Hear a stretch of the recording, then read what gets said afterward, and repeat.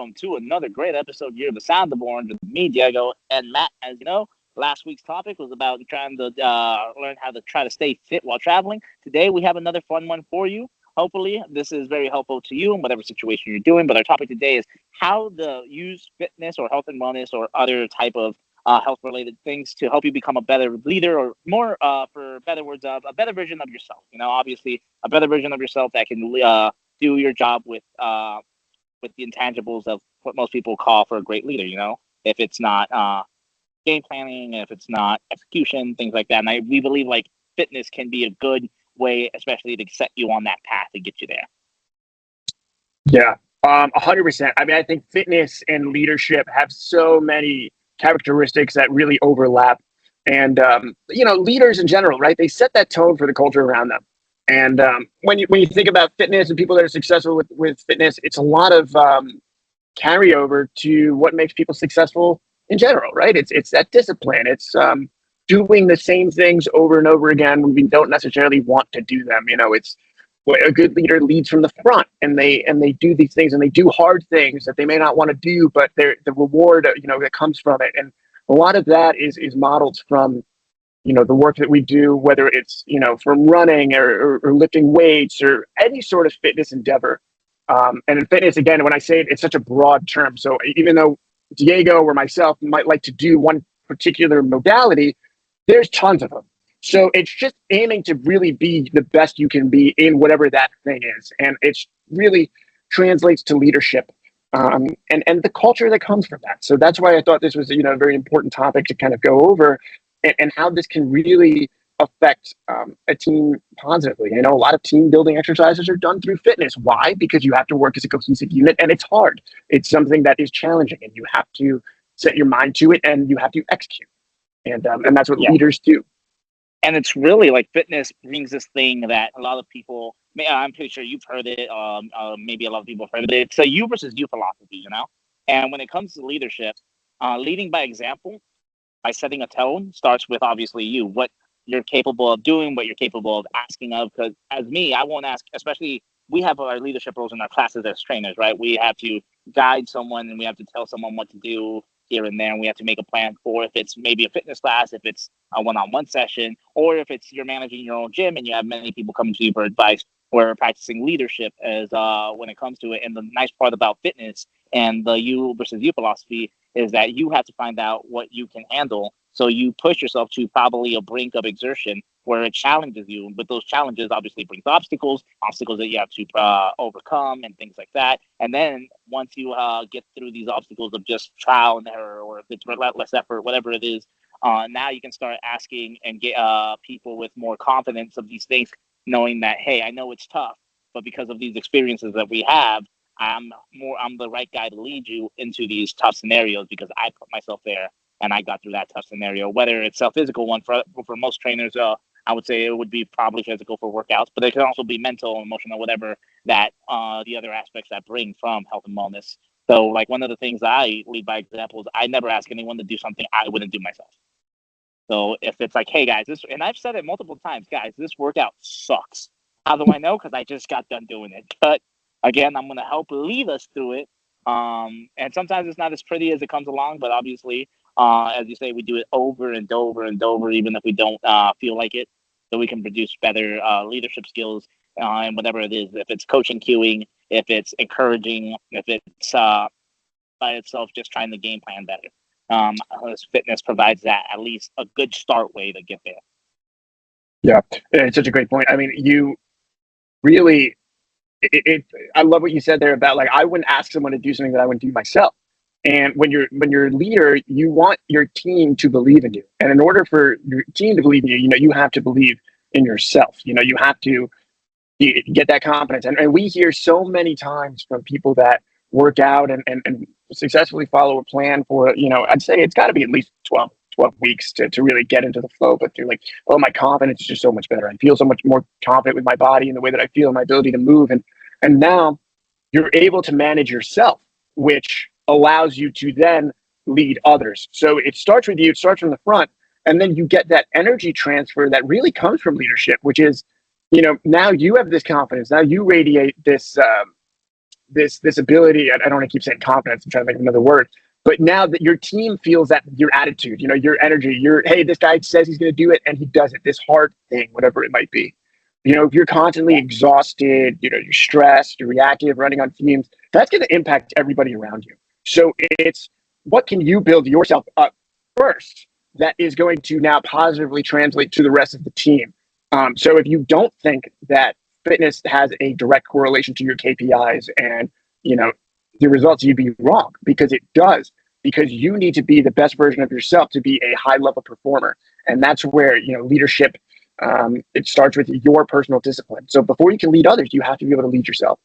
That's true as well. And one of those things that you mentioned, like your attitude, one of the things I tell people when it comes to, at least when you're starting for fitness, because although we are saying confidence a lot, it's a great word to provide for this topic, but energy creates energy. So if someone, as you mentioned, is stressed and depressed and tired to come do the job, it's hard to expect people to follow that. Now, if you were giving me a choice to follow two paths, one of them is energetic and high level, the other one is still high level but stressed and depressed, I'm probably going to choose the one that's going to give me the positive high level one, even though both of them give you the high level one's just a more contagious way to go about it. So one of those things that creates is not only confidence, but energy levels, as you mentioned, are boosted. And once energy creates energy, then again, that flow state that you mentioned now is coming at us. And one of the things that I like about fitness, especially those who, I would say in our building, a good amount of people who are in the higher ups, like in the management role, in the leadership role, usually come in the mornings. They usually come in the mornings. And when I see that, I can see that, okay, these guys, they're setting the tone for the day. So whatever that day is, if it's a tough day they have to deal with, or if it's an easy day they have to deal with, the tone has been set that, hey, we're going to get in here and we're going to put in some good work. Because they immediately said, this is the first thing we're going to do, to show by example. And then, especially from now, your say conversations happen, small talk here and there, and you talk to employers, or if whoever follows you in this leadership role, they're like, what did you do this morning? You're like, I got a workout in. And then I'm like, okay, so you got your day started on a positive note. I got to step up my game so I can catch up to you. So it not only provides this thing where you set the tone, but it also provides the things like, hey, not only will the tone set, I'm at this level, I need everyone to try to catch me at this level. So hopefully it inspires to reach higher. Since now you saw it's possible, all right, you showed us it's possible. Hopefully we can make it happen as well. Yeah, I mean, people watch what you do, not what you say. Your employees pay far more attention to the actions than your words. Like, you can tell your team, hey guys, take care of yourselves. But like, if you yourself don't move, or you skip lunch, or you glorify burnout, that message is clear, and then that creates the culture. So you can create that permission through your example. Yeah. So if you're taking walks during meetings, if you're using the gym, and I see this all the time. Like, I have departments here that do that, they all work out because it's a culture that's created. And then I have others that don't, because again, it's the culture of, oh, we don't work out, we do this. So then you fall into like that burnout trap that a lot of people have. And you need to be very conscious of this, because if you're not actively modeling these behaviors, then you can start modeling unhealthy behaviors, and where you're like, they wear that exhaustion like a badge of honor. I only slept 4 hours, I haven't taken a day off, and that's not leadership. That's poor energy management. Yeah. And burned out leaders create burned out teams. So how do you address this? Well, I say you do it through fitness and getting yourself in really, really good shape, and getting yourself into a flow where you're like, I do this hard thing day in and day out, whether I want to or not. And that translates very positive to, my work performance in whatever industry you're in. It's literally evergreen, which is why it's such a powerful tool. And it's really rare if you see someone who's working out at the gym real hard. Let's say like they're really like pushing it. It's hard that won't translate out there. You probably won't see like someone who pushes very hard, but someone who's lazy in the office. I mean, you just don't hear those things. And it's the vice versa the way around. Be like, oh, this guy is like, he's disciplined. So I think that's another tool that most leaders should have in their back pocket. Especially if you're good when you're disciplined, meaning you have a set of things you have to do, and no matter if you're maybe not feeling it right one day, or you did something that might ruin with the schedule, you make sure you get it done one way or another. And again, repeated actions is the way to go about it. So discipline is probably another one that most leaders, when it comes to fitness, will help provide. As if at a younger age, if you see, let's go with sports, if you're on the football team, tennis team, lacrosse team, even the cricket team, whatever sports your school had, that's a good example of like discipline and fitness, how they go hand in hand. You had to be there at a certain time, you had to practice at a certain time, you had to do this at a certain time, you had to leave at a certain time, even if you felt tired or not, mostly because you committed yourself to a cause. And that commitment came at a physical price. So once you do that and you overcome it, then obviously once you overcome these things, you were like, man, if I can do this, I can do anything, even though it's an exaggeration. But usually that's how I feel when I get my workout. If I can do this, I can do anything. Yeah, I mean, listen, and when we talk about like fitness here, we talk about modeling these healthy behaviors. It's not just good going to the gym and working out. I know working out seems to be like the prominent one because it's kind of like the sexy one. It's like the fun, like workout, but it's everything. It's all everything that comes from energy, which is pretty much all output. So it's your sleep, your movement, yes, but your nutrition and your stress management, and you can't separate that performance from health. Like it all is intertwined. And I'll tell you this: you give me a team that sleeps, that moves, that eats the right food, manages stress, they're going to kick the crap out of a team that doesn't.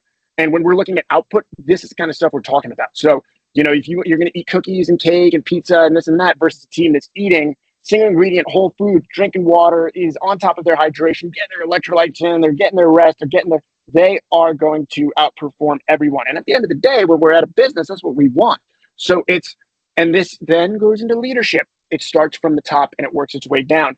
And it's nice to see from my vantage point when I see other people catch on to what others are doing. And then like, I'm going to try that. And it's not from a elitist perspective. It's like, no, like we want you to join in. Hey, we'll show you the way. Like I want to be, you want to be like a Sherpa. Like if someone hasn't worked out or they can't do a lot, bring them along. Come do this, just be with us during this process. It's such a great experience. And then if you guys do, like I do a strength conditioning class and it's a lot of people from one department, that it creates such a now cohesive unit in terms of whatever projects they have to do during the day because they did this hard workout together. So I can't say enough good things about what it does for a team. That is true. So my question to you, if you had to pick 3 attributes, just 3, I know there's so many we can choose from here and there, that connect leadership and fitness hand in hand, what would they be? 3 characteristics. Give me the question again. If you can choose 3 characteristics / attributes, only 3, I know there's many more to choose from, that connect leadership and fitness. And again, it could be, as you said, fitness from all over, health and wellness. Let's call it health and wellness so it's more broad. If you can only choose 3, what 3 would it be? 3 attributes? Yeah, so like... okay, so it's like discipline, accountability, and for me, it's a word, I don't know if it's an attribute, but the most important thing is, and personal responsibility, which I guess kind of has to do with accountability, but it's that culture that it creates. Like that is the strongest thing. Again, it doesn't mean that everyone has 6-pack abs, but it just means when people value pushing themselves for that growth, for those attributes, for growth, discipline, accountability, like those are the things. So I would say, to answer your question, Diego, growth mindset is definitely an attribute. We strive to be better. Discipline, which is, can somewhat be like overused, but it is so important. And then just that accountability, like, hey, I said I was going to do it and I did it. Just like you have your meetings and you don't miss them, you don't miss your workout, you don't miss your meals, you go to bed when you say you're going to at night, which is harder than getting up, to be honest, because getting up, you got to get up, but going to bed, it's like, I can go. It really is. No, those are 3 great attributes that you chose. What about you? What would you say? Oh, for me, 3. So if I had to choose, if I created a team and I needed 3 attributes for my team, I would say effort. Because a lot of we fail a lot in fitness, as you know. We just don't get our reps in, we don't get our weight in that we wanted to. Something is usually, we're not doing as well we wanted to. But we show up again, we try again. Try better, fail better, try again, fail again. So I would say effort would be 1. Number 2 would be support. If a team can lean on each other, like if I can lean on somebody or I provide support to lean on somebody, so having the supportive mindset would be the second one. Would usually that probably develops, as you would say, goes to that culture. And then the third one is just I would say, so I have effort, support, and from there on in, I know discipline is probably the one we need. So discipline as well, because you just have to keep on. Yeah, I love support because I think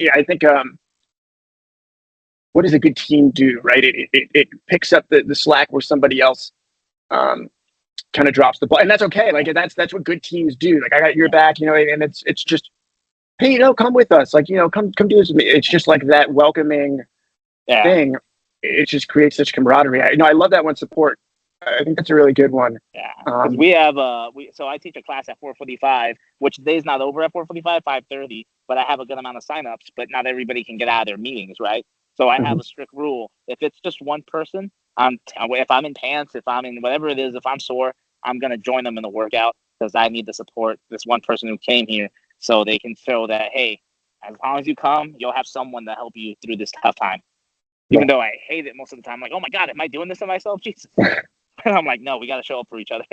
That's it, and that's so great that you do that. Um, I love that too. And listen, as a when you are,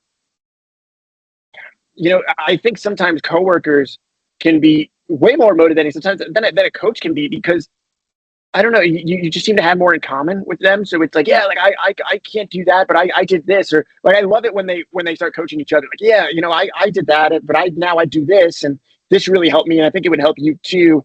It's so great to see. Like everyone leans on each other.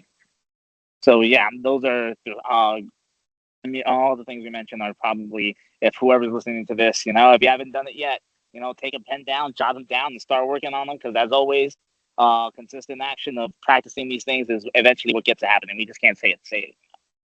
As you said, it's much easier to go say we're gonna go to sleep than to go to sleep.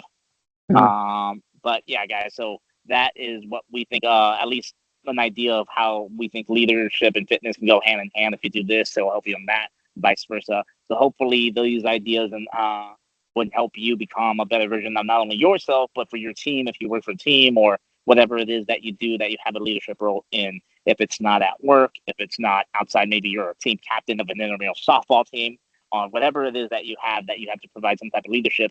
Hopefully this could give you a good idea of how to get a better sense of how to become better in that leadership role.